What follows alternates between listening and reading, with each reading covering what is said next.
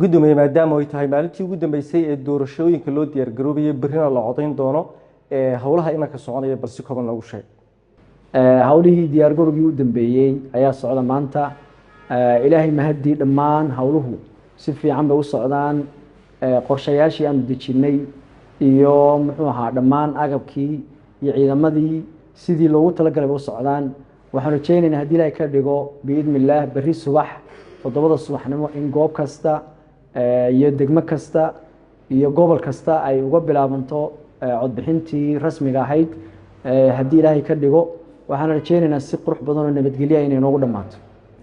sidoo kale bal waxaad noo sheegtaa xogaha ugu muhiimsan ee doorashada la xiriira ee berrito la dhici doonta sida dadka codayn doona goobaha laga codayn doono dadka codbixiyaasha dhammaan waxa weeye